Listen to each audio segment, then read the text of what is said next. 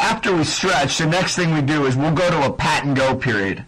When we do our pat-and-go period, we want our quarterbacks, our wide receivers, our tight ends, and our running backs all to work together to find ways to get loose, to loosen up both the arms and their legs, and most importantly, work on a sequence of catching that they'll have to do come the game.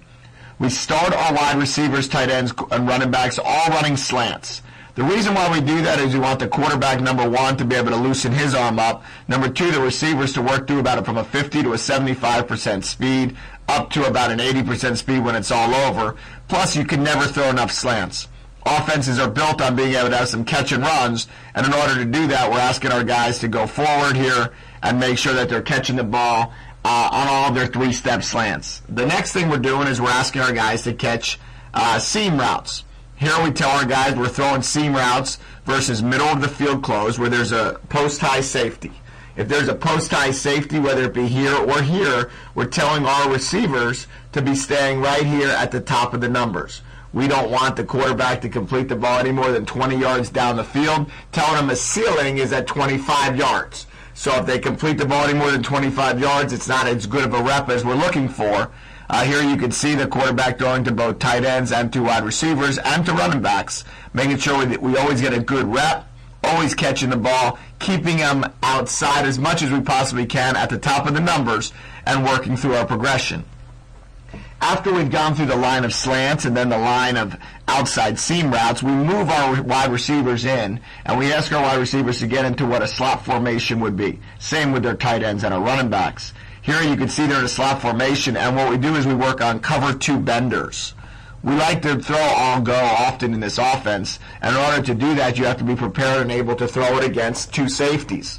With that being said, we ask the wide receivers to push up 10 yards, stick their foot in the ground, and cross the face of the imaginary safety, catching the ball at 20 yards towards the goalpost.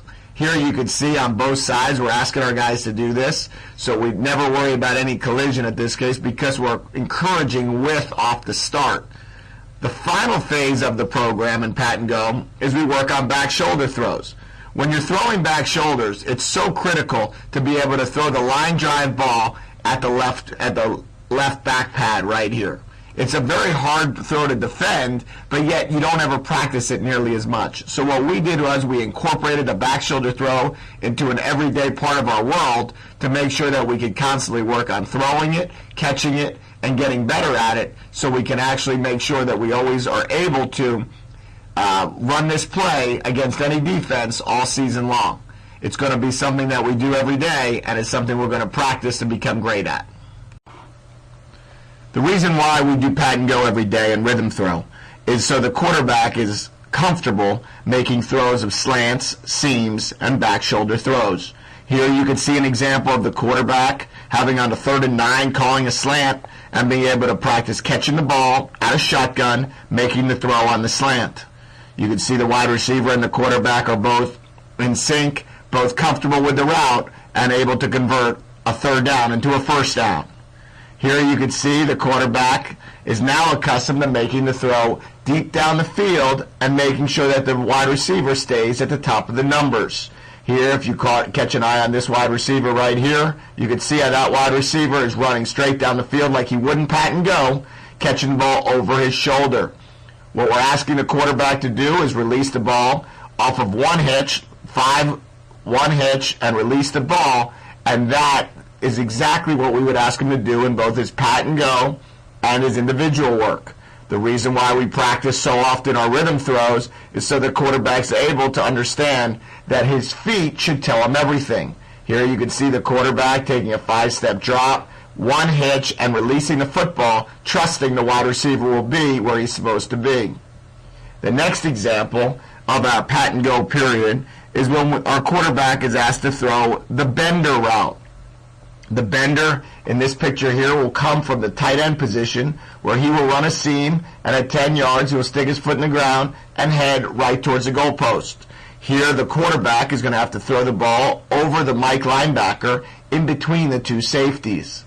This is a throw that in pat-and-go these tight ends and wide receivers are accustomed to making on a daily basis, and the quarterback is accustomed to making these type throws. So it's both a catch and a throw that we've thrown every single day in pat-and-go and a rhythm throw, and it then permits us to take that play to the game. The next example and the way we end our Pat&Go period is by throwing back shoulder throws. Here you could see us to the tight end. Quarterback is now throwing the back shoulder, high ball to the tight end for a touchdown pass. I think if you don't run a Pat&Go period every day, you're not accustomed to making these type catches, and sometimes if you're not accustomed to those type catches, they don't happen in the games. Here the quarterback's very comfortable with it. Quarterback knows exactly the footwork he's going to use. The tight end's able to react to the ball and give us a big-time play. The final example of the back shoulder throw is the deep back shoulder throw, one that we also practice in our Pat&Go period. Here the quarterback's laying it out there to the wide receiver's back shoulder. You can see, in this case here, the opportunity is either an over the top and hope that this guy can't dig it out, or a back pad, which is indefensible. Here, as he throws a back pad throw, the wide receiver is accustomed to reacting to the football, is accustomed to making sure that he can tuck the ball in, and now scoring a touchdown in this situation.